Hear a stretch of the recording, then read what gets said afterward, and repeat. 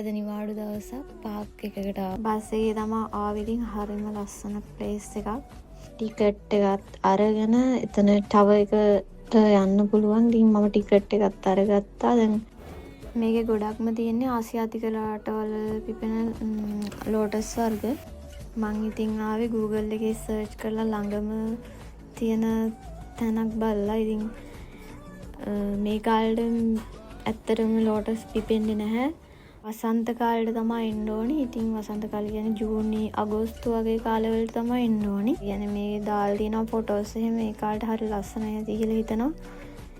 ඒ කාලෙටත් එන්න ඕන බලන්න. දැන් මේ කාලේ නම් ඉතින් ඇවිත් ඒ කියන්නේ ලෝටස් පිපිලා නැහැ අර ගොඩක් වෙලාවට. මේ ලෝටස් බීජ හම්බෙලා තියෙන අවුරුදු 2000කට වඩා පරණ තැනකින්. ඉතින් ඒ වගේ අරගත්ත බීජ වලින් තමයි මේ දැන් මේ විදිහට හදලා තියෙන්නේ. ජූනි අගෝස්තු කාලවලට නම් මේ පාගේ රෝස පාටට පිරලා ඇති කියලා හිතනවනේ. හරිම ලස්සනයි. මේ තියෙන්නේ එක එක රටවල් වලට ආවෙනික සමනැල්ලු. මේ සමනැල්ලු නම් මැරිලා ඉන්නේ. එයාලා ග්ලාස් එකක් ඇතුළේ තමයි දාලා තියෙන්නේ. හරිම ලස්සනයි.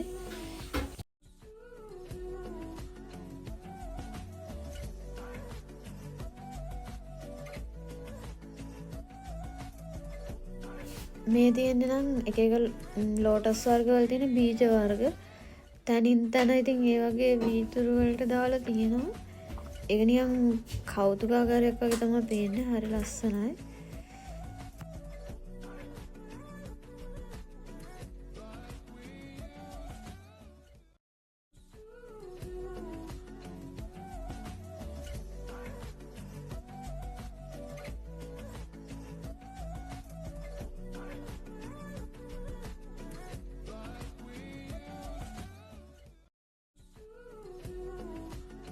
ලෝටස් ග්‍රෝ වෙලා තියෙන්නේ මුල් වලිනුත් එක්ක. එතකොට තමයි අලුත්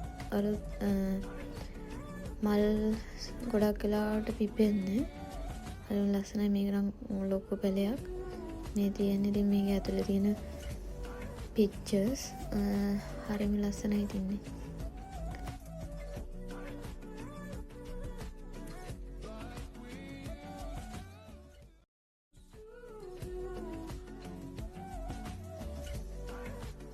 ඉතින් මම මෙන්න මෙතෙන් එනකොට තමයි ගොඩක්ම පුදුම වුණේ. මොකද ශ්‍රී ලංකා කියලා ගහලා තියෙනකොට හරිම ආසයි තුනක්. ඉතින් අපේ රටේ ආගමිකයි සංස්කෘතික තින් බැලුවොත් මේ නෙළුම් මල ගොඩක් සුවිශේෂයි.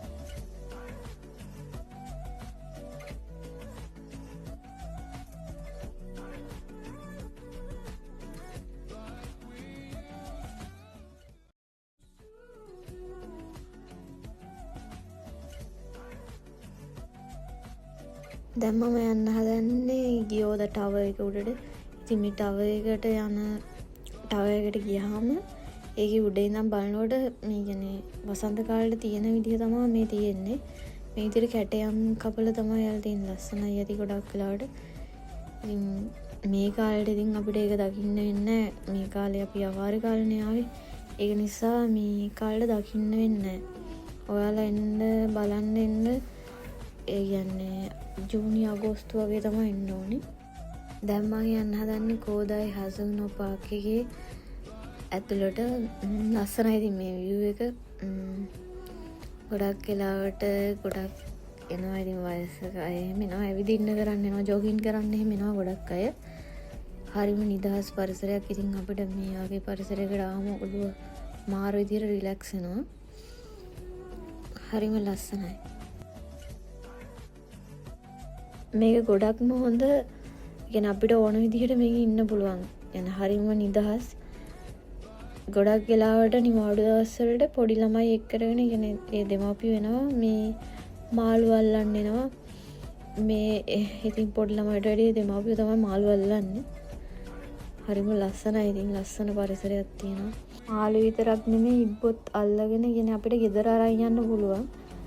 මම දැක්ක එහෙම අරන් යනවා. ඉතින් හරිම නිදහස් පරිසරයක් තමයි ඉතින් මේක. හරිම ලස්සනයි. මල් වර්ග පිපිලා තියෙනවා. ඉතින් නිවාඩු පාඩු වෙලාවට ඇවිල්ලා මෙතන ඉතින් ඉඳගෙන ඉන්න එහෙම හොඳයි ඉතින්.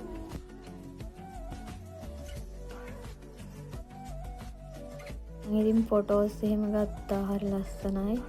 ඉතින් කන්න ගත්තේවත් ඇතුලේ දම්ම කෑවා හරිම රසයි. ඉතින් එතන ගන්න තියෙනවා එතන එන්ට්‍රස් එක ගාව තියෙනවා ගන්න කෑම වර්ග.